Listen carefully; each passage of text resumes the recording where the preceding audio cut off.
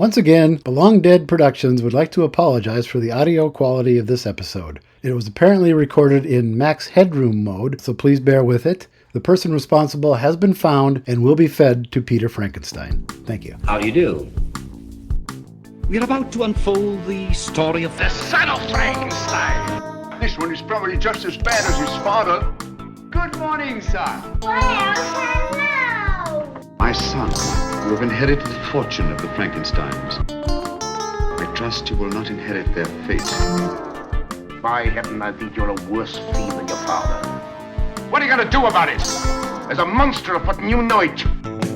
Well, we warned you. You warned. Welcome back to Frankenstein Minute, the podcast that dissects the Universal Frankenstein film series minute by minute. My name is Bill Evenson. You know, we do that by rote every week. Yeah. And you'd think it would get easier, but sometimes I have to stop. Have you put the theme song back to normal yet? Or, see, maybe. All right.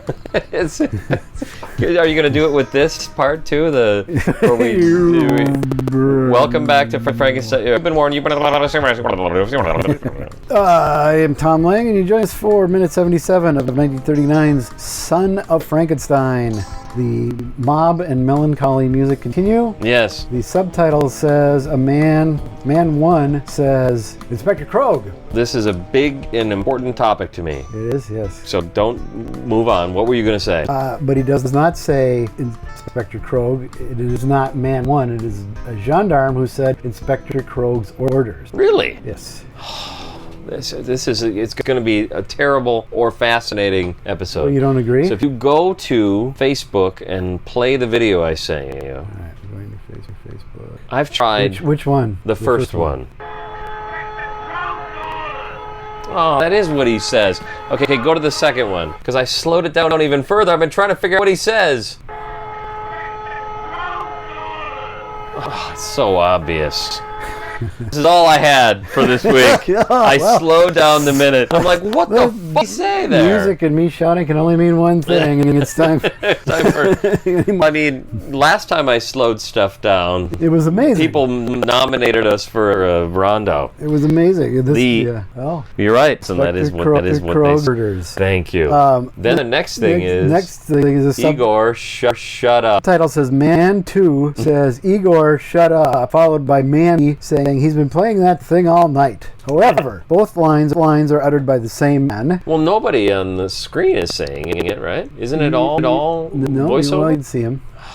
The man who's saying it... I have to watch this minute more. The man who's saying it is played by Wardell Edwin Bond. Died in Los Angeles, California. No, he didn't actually. Ward Bond. Ward Bond says this. Very prolific actor and right-wing mouthpiece. Haven't we all been a right-wing mouthpiece at one point or another? Oh, absolutely. Yeah. Born April 9th, 1903 in Beckelman, Nebraska. Beckelman. Yeah. Died November 1960 in Dallas, Texas of a massive heart attack at age of 57. Jeez. Now, I've seen some Wagon Train episodes, which is the last thing he did. Way older than 57. I'm 57 now. Are you? Yeah. Oh my God. And you look terrible. Thanks. You look 107. Well, it's that high living. But everybody smoked. Yeah. Everybody drank. Everybody. And, everybody had bacon and eggs for breakfast. He hung around. John Wayne was his best friend. So I'm sure there was heavy smoking, hard drinking, almost nonstop. Yeah. 278 credits from 1928 to 1960. 23 with friend and fellow bigot John Wayne, and 26 with friend and fellow bigot John Ford. My goodness. Yeah. You really got an opinion here. He supported the blacklist. He, some terrible things. Yeah. And I'm sure they were racist and homophobic and all that as well. Yeah. You want some of the highlights? Yes, I want some highlights. Only ones that have the word Frankenstein in the title. He was in Son of Frankenstein in 1939. Okay, well, that's the end of that list. He was in the original Noah's Ark from 1928 as a flood extra, one of the lucky ones who actually survived. It's famous that people actually drowned. Really? Yeah. A lot of people drowned. A number of people. One is bad. One is terrible. To make a movie? More than one is a lot. Yeah, I agree. Yeah. Nice. And but the production kept going. Yeah, that's the part that's weird. And that's how it goes. That's Or when. Went. Nowadays, Alec Baldwin does got a lady, Just and shoots. then the whole production shuts down for 8 months. Airmail with John Ford. It's the one where the dog plays basketball. Well, it's Air Bud. Air I'm Bud, sorry, I'm yeah, thinking of Air different Bud. one, yeah. That was not directed by John Ford. Supposed to be, but he had already died 30 years prior. So It was their first choice. it was kind of a conflict, scheduling conflicts because he was dead. The ultimate scheduling conflict. Right. It happened one night. He's bus driver, the informer for John Ford. I chose not to list all of the John Ford and John Wayne collaborations because they're 90% of them are westerns. Right. They're good westerns because they're John Ford. But, you know. If you go to watch a John Ford Western that has John Wayne in it, probably It's good. probably going to be pretty Probably good. great. Yeah. After the Thin Man, Night Key. He's Fucking in Night Night Key. Key. He's like a thug. Got that UK Blu-ray release that has a different commentary. Does he tell Igor to shut up in that one? He does. It's the only line he has. Topper. Oh, love Tom. Yeah, who doesn't? Dead End, which was a Humphrey Bogart film, which led to the Dead End Kids, which led to the East Side Kids, which led to Boys. Jesus. Yep. Bringing Up Is that Baby. any good? Yeah, it is very good. I And hope it's serious. so. They're not. Well, of course, they're not funny in pretty much anything, but it's very serious. They're sort of comic relief, but not goofy as it became. All right. He's in Bringing Up Baby. You Can't Take. Jeez. For a little thing called Gone On with the Wind. A little thing called Grapes of Wrath. Another thing called The Maltese Falcon. I've even. Yeah, It's a Wonderful Life. Who is he in that? He's Bert. Bert and Ernie. Yeah, you knew that, right? You're just asking me to. I just need someone to say it. If I say it, it's probably wrong. No. I would have said Ernie. Really? Happened. Oh, okay. I can't which one's Bert. Yeah, I it can't is. remember. Taproots, which Karloff is also in. I'm not sure share any scenes because I've not seen it. Okay. It's like a historical drama. Karloff plays Like Son of Frankenstein. Yeah. No, wait, that's not. Karloff plays famous Native American shit. Anyway. If I try to guess, it'll be insensitive. No, not at all. Sitting Bull. No. Stop. Yeah, the Quiet Man, preacher, Mr. Roberts, wonderful. So film. if I were to come up with a list, and I've seen things done before, of say the 1,000 greatest films. Yeah. How many of those was Ward Bond in? Like all of them, 900? probably. Yeah. He made almost 300 films, so odds But are. still, But I think I'm not sure if he holds the record being in the most films nominated for Best Picture or something like that. Okay, well, there you go. It's something like that. Yeah. Quiet Man, Mr. Roberts, a film that I absolutely love and really love. Another film I absolutely love. Last film, Rio Bravo, where he looks like he's way older than 57 to me. Yeah, and he's who in that? Pat Wheeler, I believe, is the character's name. Okay. He's John Wayne's friend. He's just a couple scenes. Yeah. He basically drops Ricky Nelson off, so Ricky Nelson could be part of the story. Yeah. And he wound up his career with a number of seasons on Wagon Train as the wagon master, but he died while it was still on. So I don't really watch it with any regularity. It's TV Western, which don't interest me much. Yeah, at all. I can't get into TV westerns. not at I don't know all. why. Anyway, I would like to watch movie westerns with Jackie. no, yeah. Should I start with I would Rio think Bravo? Rio Bravo would be an excellent place to start. Okay, Start that. when you said that, I'd been thinking about it. Like, who wouldn't like Rio Bravo? Yeah. Dean Martin and Ricky Nelson singing in the middle of the movie. Like, who wouldn't like this movie? Who wouldn't like that? Yeah, Walter Brennan. Yes. Angie Dickinson is in it. Angie Dickinson at her most Angie Yeah, Dickinson. her Angie Dickinson-esque. You can't out Angie Dickinson her in No, in not Rio at all. Bravo. He pulled the Dick Cheney. Oh, Dick Cheney was pulled on himself. He was shot in the face. He was shot in the face on a hunting trip with John Wayne. John Wayne shot him. I don't know if it was in the face, but he shot him, and Ward Bond left the rifle to John Wayne. It was a little joke. Christ. Oh my I mean, he was God. fine apparently. I think it was in the leg, but I wonder sometimes how these things sound to our not American listeners. I'm sure they sound. It's like, America. Let's just America say, has a let's just long say it. history of shooting each other and maintaining their friendship. I guess. Igor is really amused by the angry mob and the gendarmes yelling at him. Yeah. Because he says he's been playing that thing all night. His alibi is now locked tight. Yes, that's exactly what happened. Why he's laughing. He thinks He's it's like, hilarious. okay. Really. Yeah, he's these really is. these corn-fed crackers. They're falling right into line. Yeah, yep, it's perfect. Absolutely. He's been playing. The one thing I think is interesting about this torch wielding, they have no torches. I guess because it's morning, and It's so they're morning, like the planning sun is- ahead. the sun's coming up. We don't. Sun will be out Let's save soon. those torches. We'll need them. Might need those later. They're carrying Plus it's being sledgehammers. shot. Well, it's being shot in the soundstage, so that's some concern as well. So I have to ask, it certainly wasn't in the last two films. No, that was. Are we now entering the era of has Son of Frankenstein's Barloff and Bela Lugosi's efforts within the unions led to some sort of safety precautions being considered? Far safer set than it certainly was in 31, even 35, I'm guessing. There were precautions in place. Yeah. But by now, It's like, just hold an axe. The Screeners Guild wielded some heavy power at that point. They still do, as we were talking about. Yeah, they have sledgehammers, they have scythes, they have pitchforks. Yeah. They're armed to the teeth with things. Everybody that are grabs weapons. something with a handle. Yeah. Like Kick you in the can air. wave the hoe. Yeah. The garden weasel.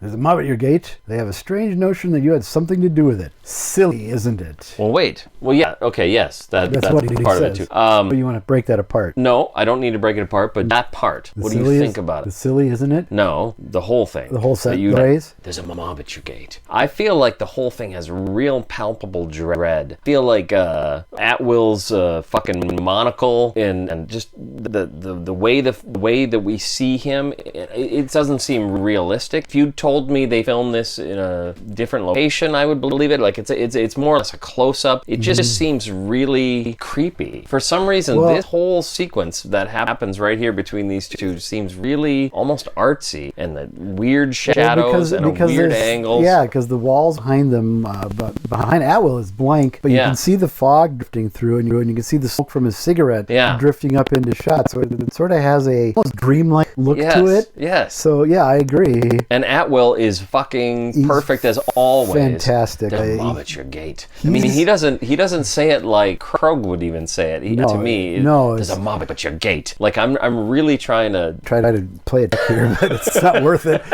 He's really trying to elicit a reaction. He's really, and it's working. Oh yeah, it's very visceral the way he says it. Very visceral, yes. And the way Wolf, at first he reacts kind of stunned or shocked or worried. Then he switches right into full Wolf asshole mode almost immediately. Well, this is the way I picture when the mob came into the White House and Trump decided to come out and hold up Bible. That's somebody came to him and said, "There's a mob at your gate." What's the line? There's a mob at your gate. They have a strange notion that you have something to do with it. But anyway, that's the whole thing. But anyway, he says that they have a strange notion that you have something to do with it. So it's all part of that same implicit reaction from Wolf. And what does he get? He gets the reaction, I think, that confirms his suspicions.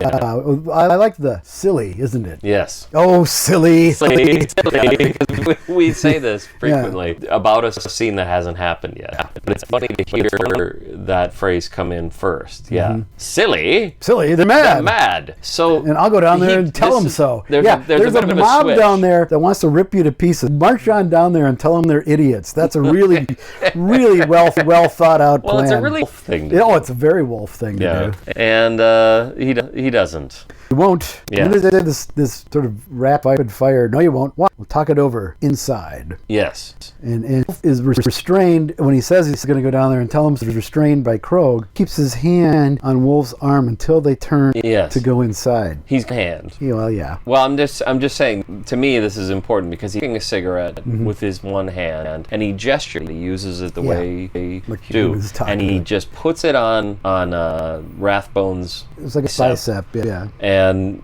yes, he's not gonna. So he's talking. He's not a physically intimidating guy, except he's a really physically intimidating guy. I can't quite pick, but he has because I'm sure Wolf could get away because he's Lionel Atwill. That sort of sinister edge to him. We're used to seeing him in those sort of sinister roles, and it's true. For me, he's the hero of the movie. Yes, and he still has that slightly sinister this scary quality about him. Yeah. Cow's Wolf aside. Yes. And so Wolf says, all right, if you like. so here's what I have. I have him saying, all right, if you like. So here's the weird thing about watching these movies minute by minute is it doesn't match. I've watched this over and over again. Don't match what it says, or No, the audio doesn't match his lips. oh, So here's what I think. I guess I didn't notice well, that. maybe we should watch it again because it looks like to me no, I think what's like they filmed it with Wolf being a little bit more easygoing about it. Okay. Because Wolf stands there and then he kind of smiles that weird That crooked crooked- smile, similar to how the Karloff stuck his Frankenstein finger in movie. his Yeah, face. yeah. That look, and then says, "If you like," and then they go in. And as we'll talk about soon, that's a bit of a weird cut. Yeah. And I feel like he said, "If you like," and then they they did a voiceover on it where he says, "All right, if you like," to give it a little bit more of an edge, and it doesn't matter at all. So that it cuts better with the next Cuts scene. better, but It doesn't really work doesn't at all. work at no. all. No. No, because there's a random insert of the mob pounding on the gate. Yes. Then we cut to the interior of the foyer or whatever of Castle Frankenstein, and Wolf The just. Foyer of Frankenstein. There we go. There's it. And also surprised to see Krog. The first thing, she's Inspector. Yeah, that's. But Wolf in the background is storming in the door like he's mad as all fuck. Throws his hat. Yeah. Almost looks like he throws it into the fireplace. Yeah, at first. Yeah. But it doesn't. It's like a bit of an optical illusion. Yeah, whipping his coat off and he's pissed as hell. Like we were saying, does not match the previous. Yes, exactly. It doesn't seem to match the relatively friendly conversation. The reasonable they were having exchange outside. they had outside. And that's why I'm guessing they did that voiceover. Because if you look at it, there's definitely a voiceover that happens there. Right. But it doesn't help. Yeah, it doesn't help. It doesn't. It still more or isn't less odd. at all. And I also think that is the and we random. know why this happened, right? We've talked about it a number of times, but this is the kind of a big part of this movie, so it maybe bears repeating. They didn't know this shot and the previous shot how they would go together. Yeah, exactly. Yeah, they were really kind of winging it. The continuity is a little shaky throughout. Yeah. I assume that's why that random shot of the villagers owning at the gate was stuck. It's a Terry Garr thing. Yeah. We got a new That's called the Terry Garr shot.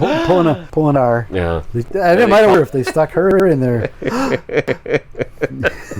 This whole movie, Terry Garr. You could get it done in like minutes. Yeah, If exactly. you had more Terry shots. Krog is pretty brusque when he says "madam." Yeah. Okay. Not really friendly, but not off-putting either. Just kind of perfunctory. Interesting. I do agree, but I'll have a lot more to say about that in coming weeks. Okay. Wolf throws his hat and kicks into his Full Metal hissy fit, like always. Mm-hmm. My dear, I assume from the inspector's attitude and pointed accusations, or implications rather, but arrest. That has never been. I mean, he's making a huge leap here because all Krog says is, "Just go inside. I want to talk to you about what's going on." So this is the thing about it is, I'm completely willing to take it anyway. But I feel like since I'm able to argue both sides, and I think when he puts his hand on him and tells him go inside, that is, you can't just let police push you around like that, man. I guess.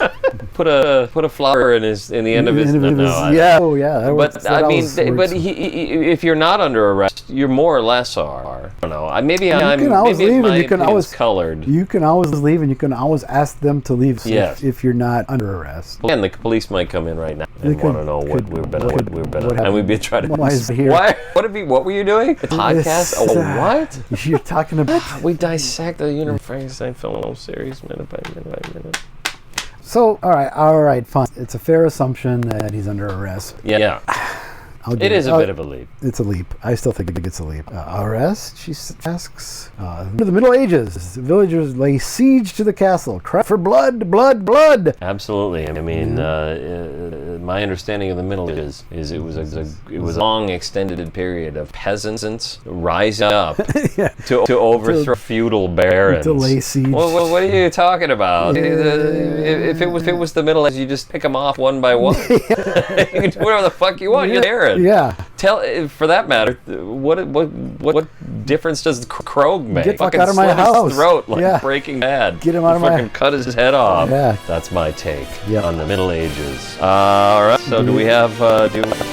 This will be fun. Any more questions, wise ass? So the sound of the music playing and me shouting at the top of my lungs can only mean one thing. Just the one thing. It's time for Got Any Questions, Wise Ass. No. Got any more questions, Wise Ass. All right. Vincent Hannum? I think you said it right the first time, but who knows? Who's the guy? We're sorry if we mangled your name. Who was in? What's the show I've never seen that has that's like about like a motorcycle gang? Sons of Anarchy. That one. I've never seen it. Hanam. I've never seen it either, so I don't know. He was in. It's weird because he's a big buff guy. He was in Benicio del Toro's kaiju film Pacific Rim. Pacific Rim. That's Chuck Hannum or Hanam. Oh, okay, yeah. But to me, he's the guy from Queer as Folk UK, the original series from fucking God, 20 years ago now. 90s 25, probably 20 years ago. And he's a twink in that. He's like this little kid almost, and he bulked up. When actors bulk up, I don't know. I don't know what to do with myself. This is not him. This is not This him. is Vincent. Vincent. Hello. Should I read this whole thing? Sure. Hello, my name is Vincent, and I'm a co-host of the Camp Kaiju Monster Movie Review podcast. We break down monster movies through a cultural and a lens, asking if they stand the test of time. We recently held an event at the Trilon in Minneapolis. Yeah, I wish I'd have known about that. I know. Where we screened the 1931 Frank, followed by a live recording for the podcast. It was a ton of fun. How are we not aware of that? Don't know how that happened. It's down the street. He's local. Yes, I believe so. Yeah, yes, it said so somewhere. It was a ton of fun, and one audience member, your podcast. I'm still curious. I wonder who that would have been. Was it Kaiju there maybe or? I was thinking JB or maybe, yeah, Jason goes to the. When you think it was Frankenstein. Well, no, but it's Charlie. We have a Patreon named Charlie who I know was going to those, and okay. I felt bad actually this year because October kind of it came and went past me, and I didn't go to any of this. It's completely sideswiped as well. Yeah. Mention our podcast. He says I've been obsessed and working my way through your first season. I also grew up on the Universal Monsters, and Free is my all-time fave. For Camp Kaiju, we've been discussing bringing Toho's Stein Conquers the World to the podcast. It's not a Universal picture, but would you be interested in appearing as a guest host to discuss this film? It would be our honor. You can check out at campkaijumoviereviews.com. Thank you for your time. Thank you for your podcast. Can't wait to continue. Best, Vincent. Vincent Hanam. Did you just do that or? Sorry, you have to edit this. That was mean. Yeah. I will blank that out. Sorry. Oops. Yeah. Yeah, I'm gonna give a guy's phone number. Well, no, our podcast. What's it gonna do? Yeah. Is that gonna cause a problem? No one's gonna hear it anyways. So, well, he'll hear it. He'll hear eventually. it. But he's just gotten through one, so it'll be a while. So my answer would be yes. My answer would be yes as well. I listened to. I listened to the first 15 minutes of that one he's talking about at the Trilon. Oh, I didn't. I just went to their first episode. I went to their last episode. So there you go. So yeah, absolutely. I think it'll be a lot. Be on there, and if that works out, maybe they should be on our podcast. Yeah, why not? We'll see. Who knows? Well, when we get to minute 399 or whatever it is for this movie, 99. Should we just start inviting guests on now because it's just gotten on so long with just the two of us? Oh Lord! People want it to be mixed up a little bit. Maybe I don't know. All right, so we agree. Yes. So we should on then? Yeah, we should respond physically, not just here. Yes, Yeah. we should respond with an email saying sounds good. Yeah. What time? When and where. Sounds good. All right. This time, people may have even heard it. Yeah. If it happened, we'll let you. Well, know. this is you 78. No, 77. This will be the 2nd of December that this one drops. Second of okay. All right. Okay. I got nothing for 2nd of December. I don't have anything yet, so we'll keep it open. Well, all right. Perfect. Follow us on Instagram because I believe we're still on Instagram.